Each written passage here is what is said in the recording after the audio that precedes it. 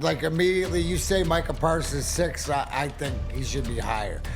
You hear those guys, you say Trevor Lawrence, I say, immediately shouldn't be on the list. Hasn't proven to me. But I would say, who are the better offensive linemen under 25 that are on that list? Get Trayvon Diggs's 1,000-yard yielding ass off the list and put in Penei Sewell. California. Yeah, absolutely. I did want to get into this. The NFL list of the top 25 players under 25 came out. And the Lions had no players on the list, which you guys know me. Like, I don't get overly worked up about this stuff, except in this situation. Yeah. You got to tell me that Penei Sewell isn't one of the top 25 players in the NFL under 25. You're going to look me in the eye and tell me that. That's your statement to me. That's what they're saying.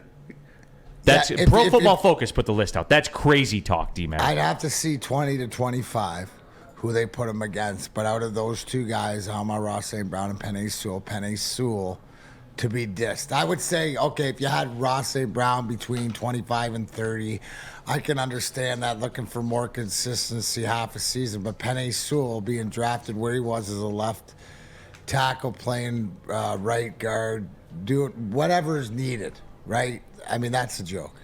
That's a joke. But, I mean, that's sort of the Detroit love.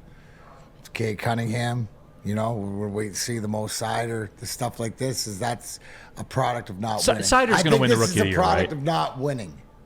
What? You know what? Sider should. Yeah, he's going to, right? D-Mac, no, he's going to, right? 3-13 record, right? Where you almost forget about it. You're going through the league. When you put these lists together, right? You're going through the league and you got your guys off your top teams and whatever. You always come down. You forget, because here's the thing.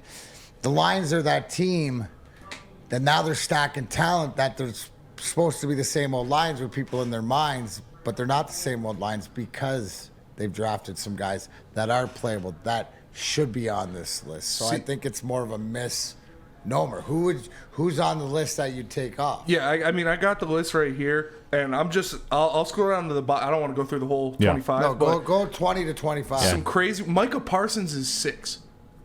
Micah Parsons is 6 on this list. But, 20 to 25, we got Patrick Surtain II, Denver Broncos cornerback. Trevor Lawrence. What did Trevor Lawrence do last year? Quinnen Williams, New York Jets, defensive tackle. Trevor Lawrence? Trevor Lawrence, yes. Kyle Pitts, 24. Okay. And 25, Trayvon Diggs, cornerback for the Cowboys. And look, I'm not going down this list and ISOing Sewell against Trevor Lawrence or things like that. I'm not doing it. I have a problem with the general. This is a gold jacket dude. Yeah, a gold jacket dude.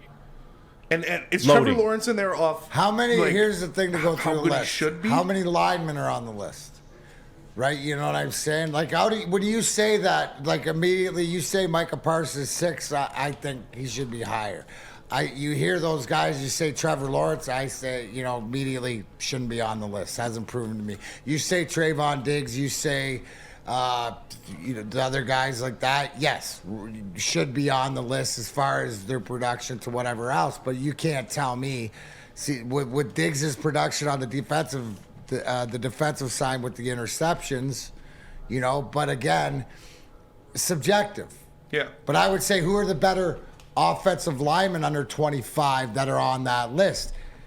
I'm going to guess right now there's probably out of 25, by hearing that list, two or three offensive linemen. Probably. I'll count it up real fast, but just real quick, top 5 is number 1, Nick Bosa, number 2, Justin Herbert, number 3, Jonathan Taylor, number 4, Tristan Wirfs. There's an offensive lineman. He's great, though.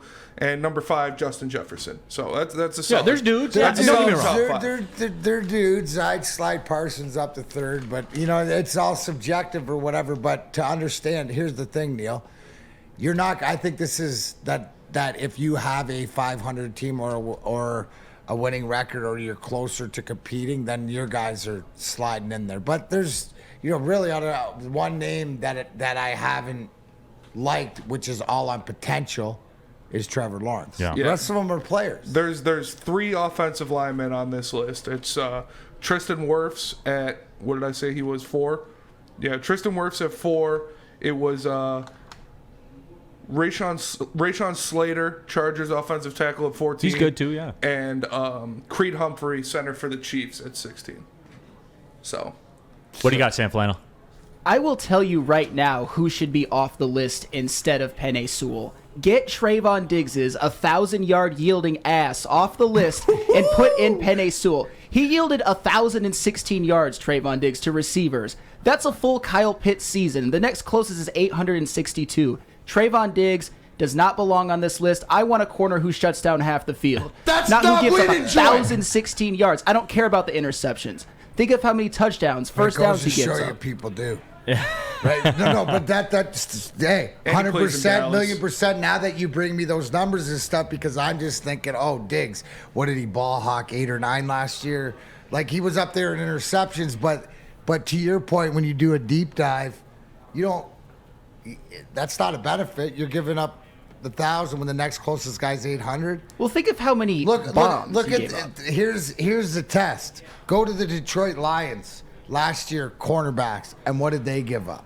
You know what I'm saying? Compared to what Diggs did, what will give you the number, but it's all subjective. AC says we got to stop with this victim mentality. If you're not in the list, go prove it again why you should be in the list. Detroit versus everyone is victim mentality. And look, there's a shred of truth to that. In that, and look, I don't get worked up about this stuff typically. I don't, unless it's somebody that I really, really like a lot. Yeah. Then I do. Yeah. But for the most part, I don't fall into these traps that are set. Because really, when we do these things, like we get hype about it for a segment, and then we move on, and you never ever think about it again in your life. Yeah. You never think about it again in your life. So I mean, through all that, I lean that way where it doesn't matter to me. Like the Cade Cunningham Rookie of the Year thing, it was nice. Should he have won it? Yeah. I mean, if you redraft the draft, everyone came out and said that we would take Cade Cunningham first. So in my mind, that kind of makes you the Rookie of the Year. But whatever they're going to do. Because in the grand scheme of things, dude, what does it matter? It doesn't really matter. It gets us through a segment, though. Yeah, for sure. Gives us some content. You like that? Show us. Show us.